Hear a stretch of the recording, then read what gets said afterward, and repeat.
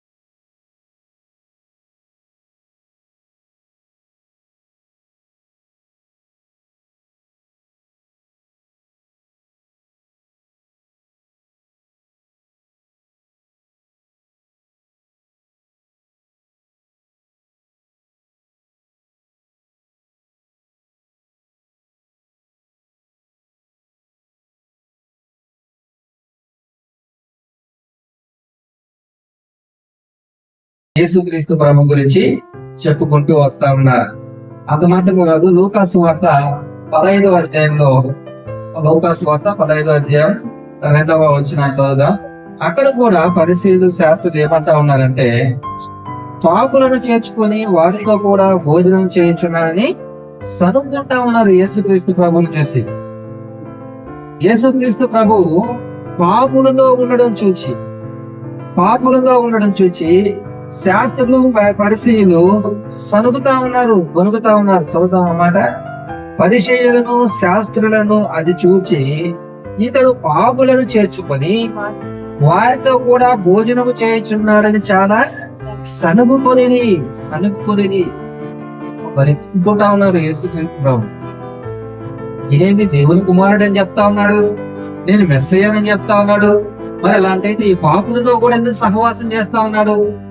ఈ పాపులతో కలిసి ఎందుకు భోజనం చేస్తా ఉన్నాడు? ఈ పాపులను ఎందుకు ప్రేమిస్తా ఉన్నాడు?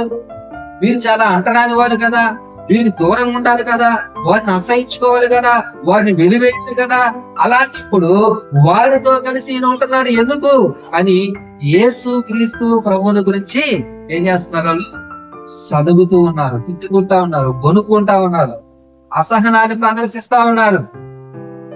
కొంతమంది ఏమో తిట్టుపోతా ఉన్నారు యేసుక్రీస్తు ప్రభు, కొంతమంది ఏమో తాగుబోతా అంటా ఉన్నారు, కొంతమంది ఏమో పాపులకు స్నేహితుడు అంటా ఉన్నారు, కొంతమంది ఏమో పాపులతో కలిసి సహవాసం చేస్తున్నాడు, పాపులతో కలిసి భోజనం చేస్తా ఉన్నాడు, చిచి అని సనుగుకుంటా ఉన్నారు. ఇంకొంతమంది ఏమన్నారంటే, ఈయన దెయ్యం పట్టిన వాడు అన్నాడు. ఈయన బెయల్జెబూలు పోలింది ఈయన దెయ్యం పట్టిన వాడు కనుక ఇలాంటి కార్యాలు చేస్తా ఉన్నారు. చూడండి,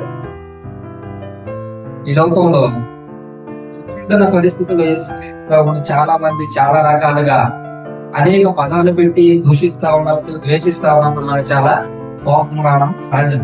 కానీ యేసుక్రీస్తు ప్రభువే ఈ లోకంలో బ్రతికి ఉన్నప్పుడే ఆయనను చూచే సనిగిన వారు గొలిగిన వారు కోకలుగా ఆ దినాల్లో ఉంటా ఉన్నారు. ఆయన ముఖం మీదే తిన వారు ఉంటా ఉన్నారు. ఆయనను చూచే గొలిగిన వారు ఉంటా ఉన్నారు. ఆయననే ద్వేషించిన వారు ఉంటా ఉన్నారు. ఆయననే ఎగతాళి చేసిన వారు ఉంటా ఉన్నారు. ఏమైనా సహోదరుడా సహోదరి, యేసుక్రీస్తు ప్రభు ఈ లోకానికి వచ్చిన తర్వాత మనుషులు ఎన్ని రకాలుగా ఆయన గురించి అంటా ఉన్నారు. ఎన్ని రకాలుగా ఆయన గురించి ఆలోచన కలిగి ఉంటా ఉన్నారు. ఎన్ని రకాలుగా ఆయన గురించి తలంపులు ఉంటా ఉన్నాయో మానవులకి. అయితే ఒక మాట చదువుకుందాం. ఎబ్రిల్కి రాసిన పత్రిక 7వ అధ్యాయం 25, 26 వచనాలు మనం చదువుకుందాం. ఎబ్రిల్కి రాసిన పత్రిక 7వ అధ్యాయం 25, 26 వచనాలు. 25. ఈయన తన ద్వారా దేవుని వద్దకు వచ్చి వారి పక్షమున విజ్ఞాపనము చేయుటకు నిరంతరము జీవించుచున్నాడు కనుక వారిని సంపూర్ణముగా రక్షించుటకు శక్తిమంతుడై ఉన్నాడు. 26 చదువుతామా.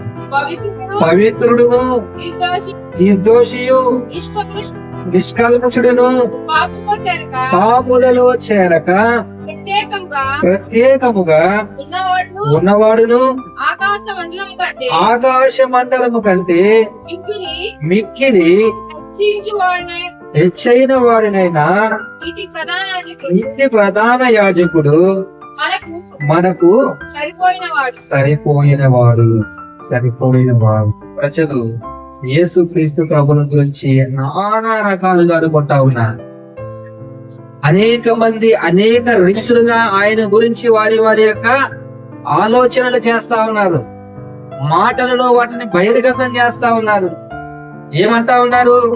తిండిపోతూ తాగుబోతూ పాపులతో కలిసేవాడు, పాపులతో భోజనం చేసేవాడు, దెయ్యం పట్టినవాడు అని నానా రకాలుగా చెప్పుకుంటూ ఉన్న పరిస్థితుల్లో యేసుక్రీస్తు ప్రభువుని గురించి చెప్పబడుతూ ఉన్న మాట ఏంటి అంటే, పవిత్రుడు, నిర్దోషి, నిష్కల్మషుడు, పాపులలో చేరక ప్రత్యేకముగా ఉన్నవాడు, ఆకాశ మండలము కంటే మిక్కిలి హెచ్చైన వాడైనా ఇంటి ప్రధాన యాజకుడు మనకు సరిపోయినవాడు.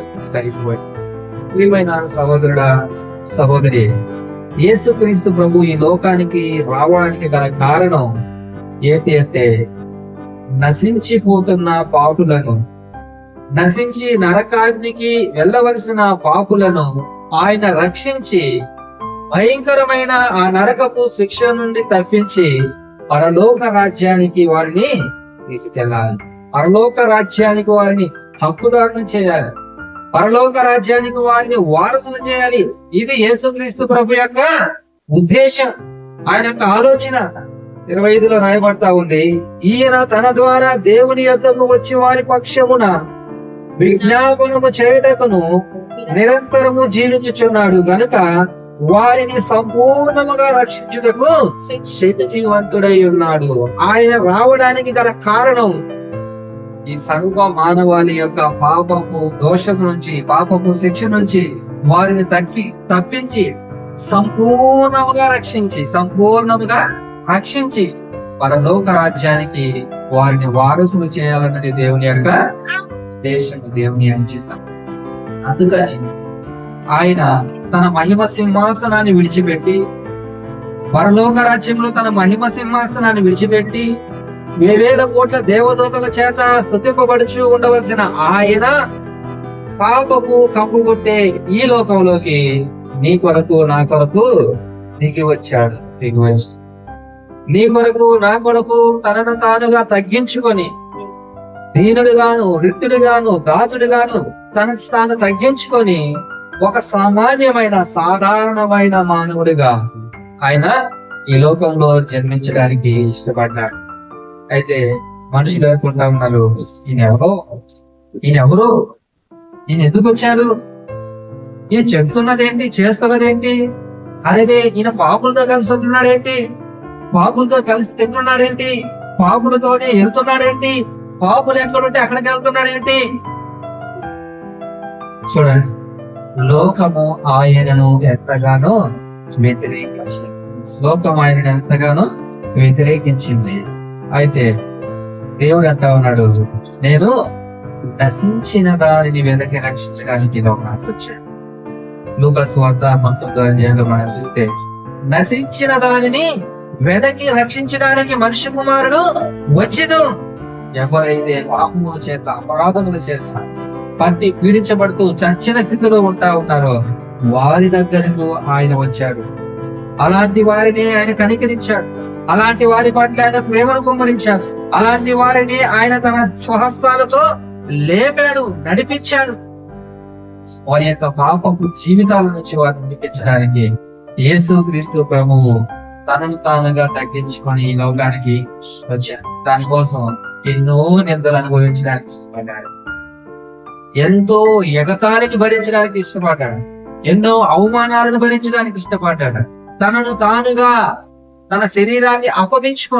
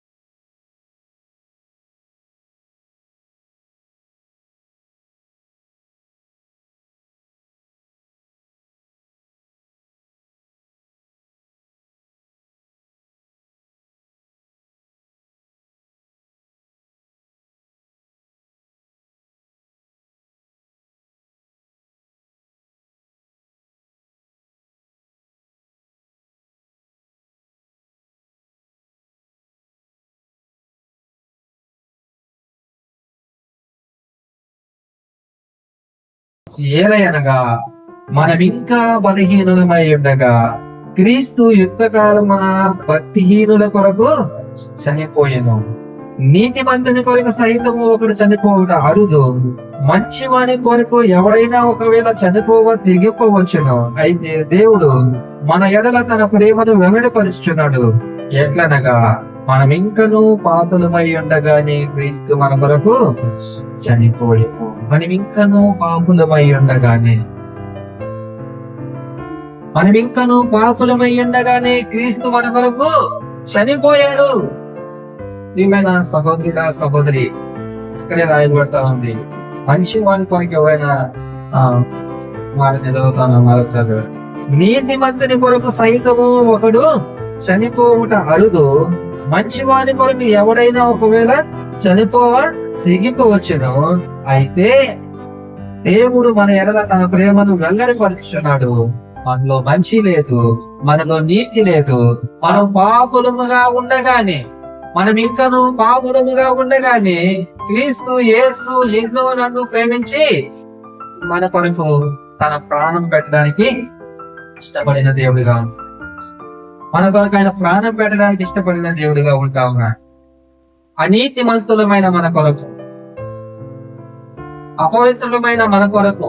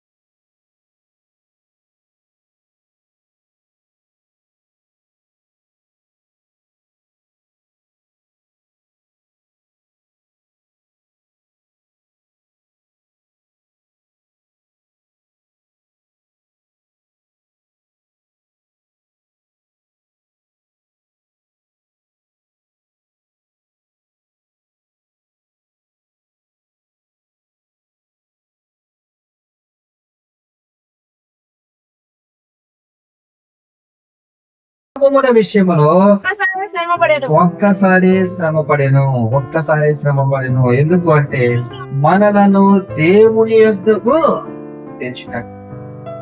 మనం చేసిన పాపం వలన, మనం చూపించిన అవిధేయత వలన, మనలో ఉంటున్న అతిక్రమం వలన తండ్రి అయిన దేవునికి మనకు ఎంతో ఎడబాటు కలిగింది.